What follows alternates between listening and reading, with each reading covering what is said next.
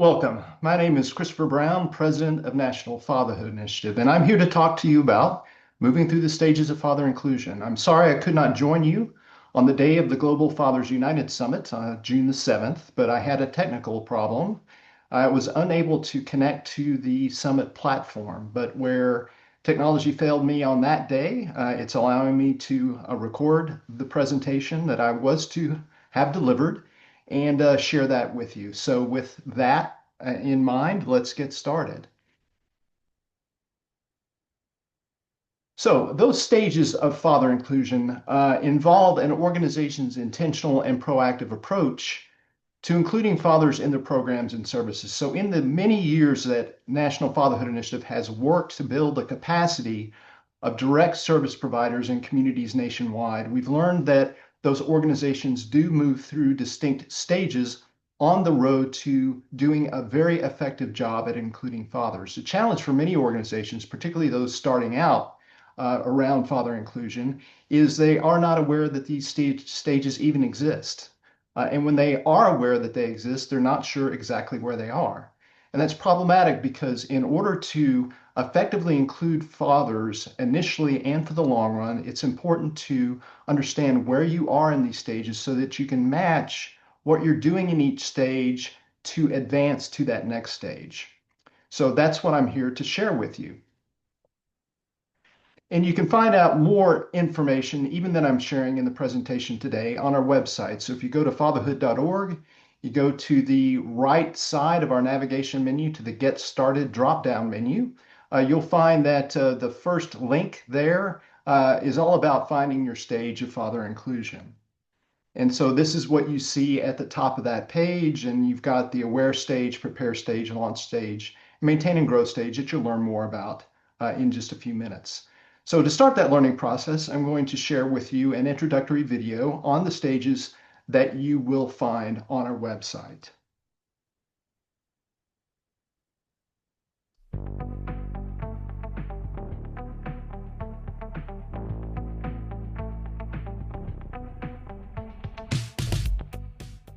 Greetings. Not sure where to begin with your father inclusion efforts? Well, I'm here to help. My name is Christopher Brown, President of National Fatherhood Initiative. Welcome to this introduction on the stages of father inclusion video series. In this series, you'll learn about the stages and actions you can take to help your organization become more father inclusive.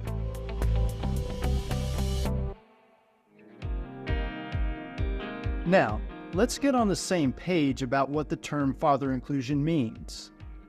It means that an organization is intentional and proactive in involving dads in their interactions with families, has an environment that welcomes fathers, and provides father-specific programs, services, or other resources that speak to dads in their unique role as a father. Practically, it means that an organization has one or more father-inclusive efforts. What's a father-inclusive effort? It's an intentional and proactive effort to engage fathers. An effort can range from one that doesn't require a lot of time and effort, like distributing a brochure just for dads, to a more intensive effort, like a fatherhood program that takes several months for a father to complete, to mobilizing an entire community to promote father involvement in the lives of children. Our mission at National Fatherhood Initiative is to build the capacity of organizations like yours to implement father-inclusive efforts. In our more than 2 decades of work in helping organizations do that, we've identified 4 distinct stages of father inclusion that organizations move through on their journey to engage fathers successfully. We call them aware, prepare, launch, and maintain and grow. We've also identified 3 actions organizations should take to fully realize father inclusion in each stage. That, well, sets the stage, pardon the pun, for moving to the next one. To help you identify the stage that best fits your organization, we created this infographic.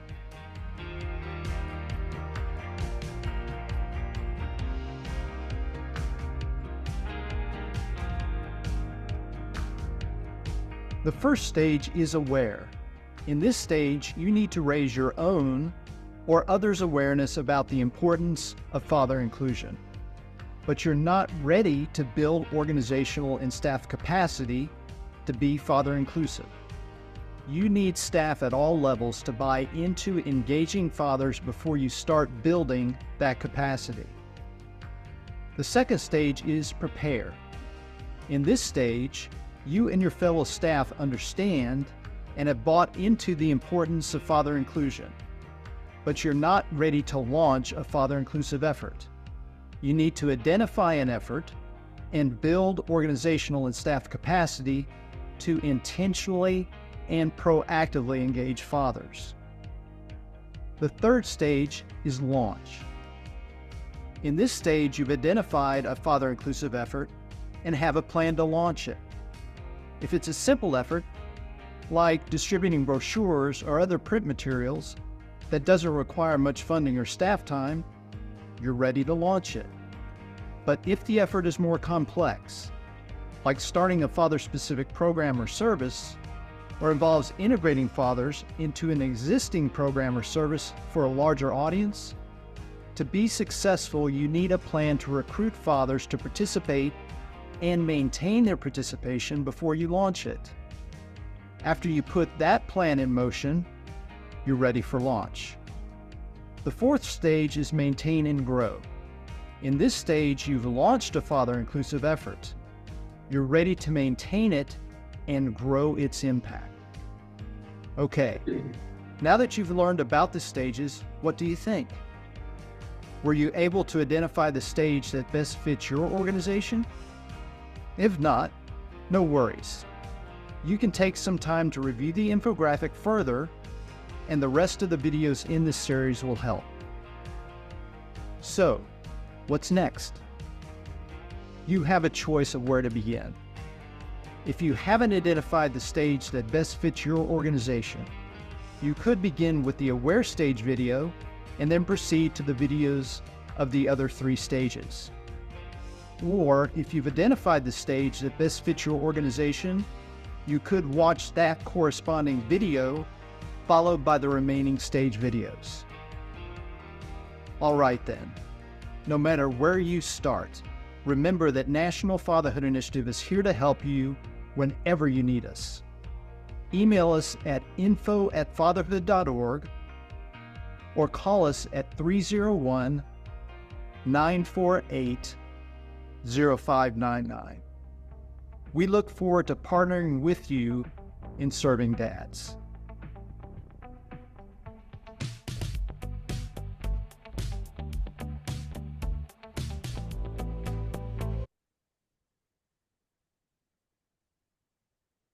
Okay, so that's an overview of the stages of father inclusion. So quickly, we'll move through each of those and summarize them.